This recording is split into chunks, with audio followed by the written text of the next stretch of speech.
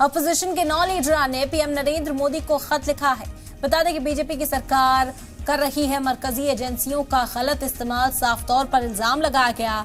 ED और CBI जैसी एजेंसियों का गलत इस्तेमाल किया जा रहा है और अपोजिशन ने मिलकर उसकी मजम्मत इस खत के जरिए की है। आपको बता दें कि खत में हेमंत बिस्वा शर्मा पर भी निशाना साधा गया। अपोजिशन के लीडरान की ओर से कहा गया है कि जब तक वो अपोजिशन लीडर थे तब तक उनके खिलाफ जांच तेजी से चल रही थी, लेकिन जैसे ही बीजेपी में उन्होंने शमूलियत अख्तियार की, जांच को वहीं के वहीं रफा दफा कर दिया गया। तो ये इल्जाम लगाए गए हैं इस खत के जरिए। बता दें कि इसमें कहा गया है कि हेमंत बिस्वा शर्मा पर निशाना साधते हुए लिखा कि भाजपा में शामिल होने वाले अपोजिशन लीडरान के खिलाफ धीमी रफ्तार में जांच कराई जा रही है।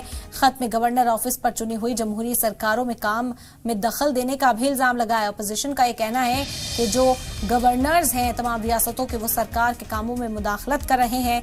ऐसे में इस मुदाखलत को भी रोका जाए। ईडी सीबीआई की एजेंसियों को लेकर सवाल उठाया गया। आपको बता दें कि दिल्ली के वजीर आला अरविंद केजरीवाल और पंजाब के सीएम भगवंत मान ने भी इस खत में अपनी बात कही है। खत के जरिए पीएम मोदी पर कई सवाल उठाए गए और उनसे जांच एजेंसियों को लेकर चल रही कार्रवाई को लेकर भी जवाब मांगा है।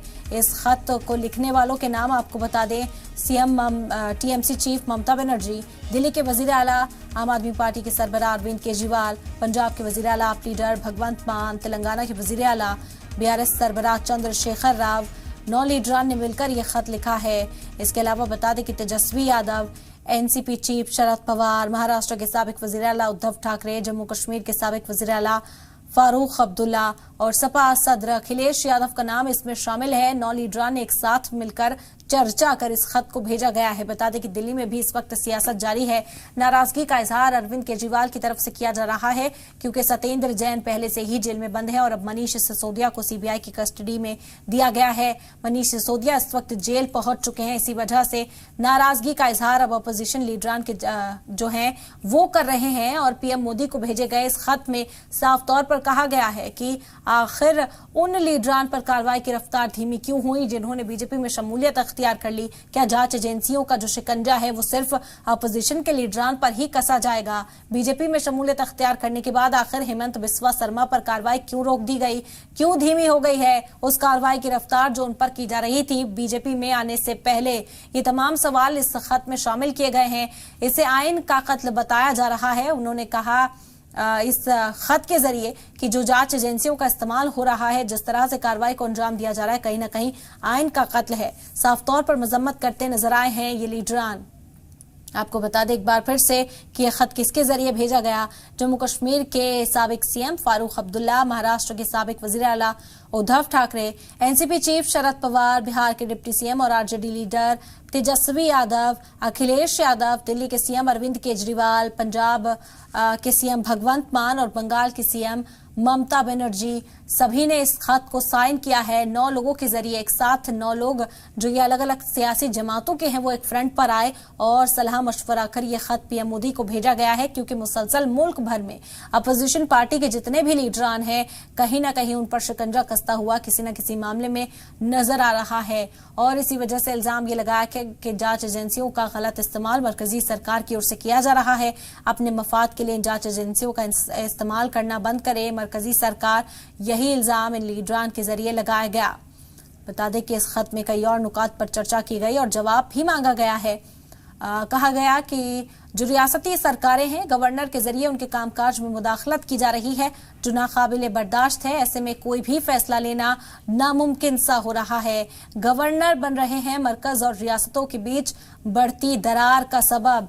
ये इल्जाम लगाया गया अरविंद केजरीवाल के जरिए। बता दें कि बीआरएस प्रमुख चंद्रशेखर राव, जेकेएनसी प्रमुख फारूक अब्दुल्ला, एआईटीसी सदर ममता बनर्जी, एनसीपी सदर शरद पवार, शिवसेना के सदर उद्धव ठाकरे ने केंद्रीय एजेंसियों के खराब होती छवि पर गहरी फिक्र का इजहार किया। कहा गया कि ईडी और सीबीआई जिस तरह से इस वक्त कार्रवाई को अंजाम दे रहे हैं पूरे मुल्क में, वो कहीं ना कहीं सवाल उठा रही है।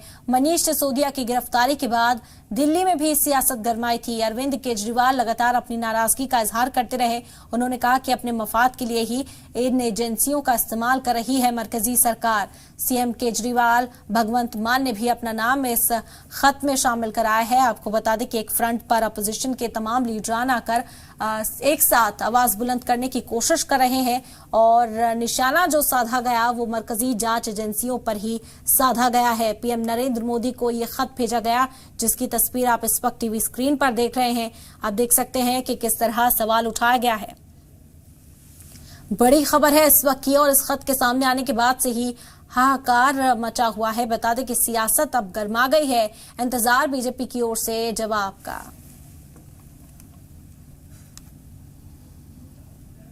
वहीं आम आदमी पार्टी रुकने पार्लियामान राघव चड्ढा ने क्या कहा, आइए सुनते हैं। तमाम मुख्यमंत्री जिनको देश की जनता ने चुना है, जिन लोगों की वोट की ताकत से ये मुख्यमंत्री, ये पूर्व मुख्यमंत्री एक सरकारों में रहे हैं, सरकारें चलाई हैं, आज ये अपने ही देश के प्रधानमंत्री से एक अपील कर रहे हैं कि एजेंसियों का दुरुपयोग छोड़ दीजिए, एजेंसियों को इंडिपेंडेंट तरीके से फंक्शन करने दीजिए। और ये सारी जो कवायद है ये ईडी सीबीआई तक लिमिटेड नहीं है। आप देखिए इस देश में गवर्नर और लेफ्टिनेंट गवर्नर के दफ्तर का दुरुपयोग कर कर, जो एक कॉन्स्टिट्यूशनल ऑफिस है, उसका दुरुपयोग कर कर पॉलिटिकल स्कोर्स को सेटल किया जा रहा है और हर कोशिश की जा रही है कि विपक्ष को कमजोर किया जाए, खत्म किया जाए।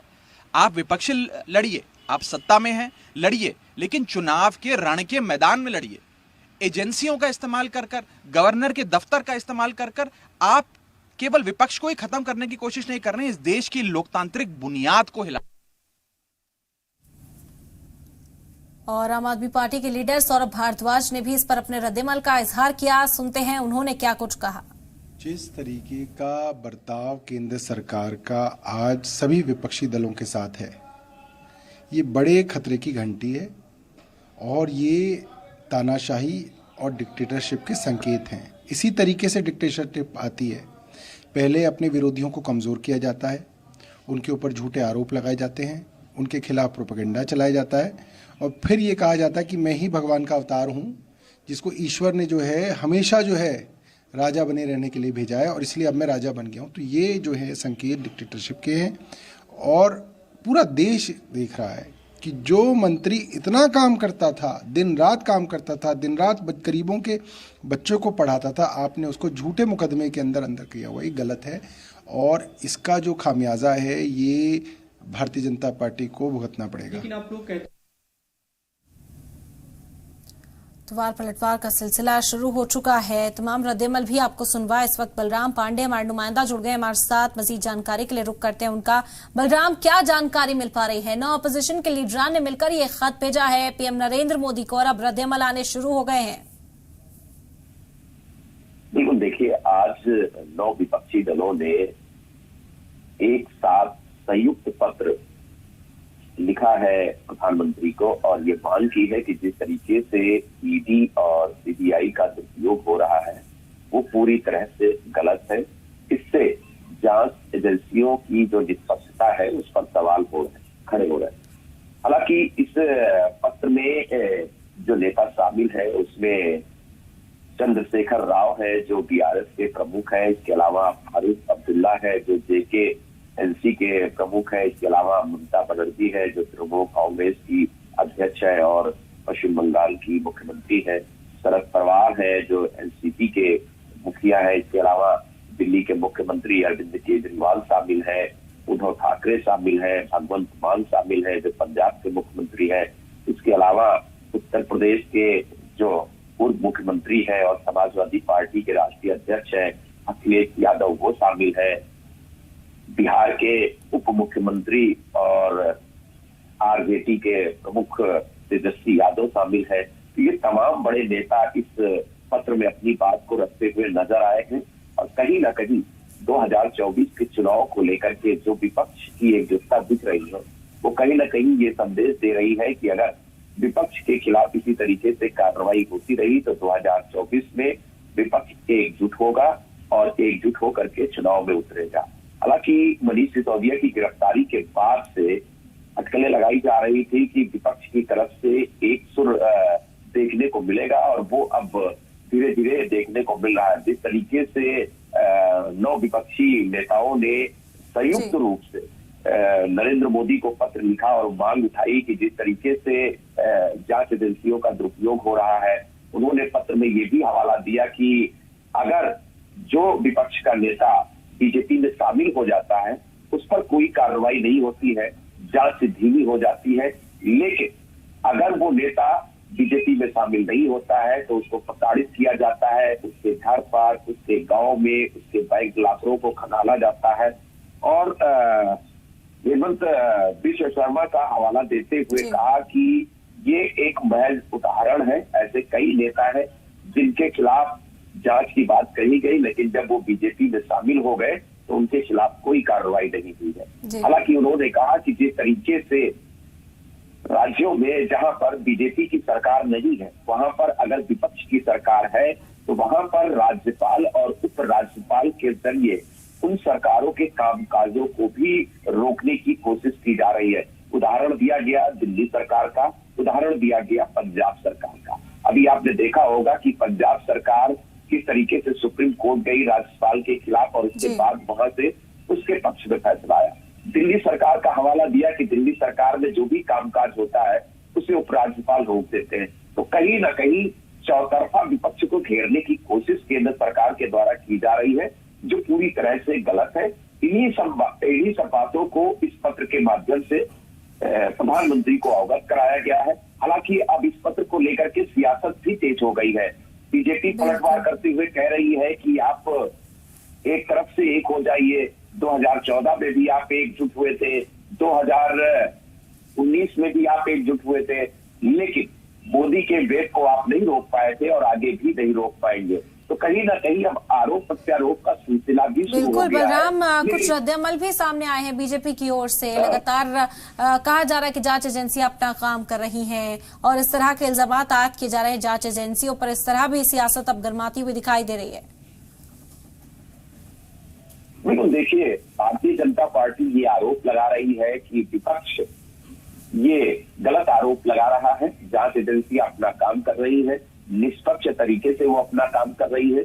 अगर उन्हें सबूत नहीं मिल रहे हैं तो विपक्ष के नेताओं को जमानत क्यों नहीं मिल रही है, ये सवाल भारतीय जनता पार्टी की तरफ से उठाया जा रहा है।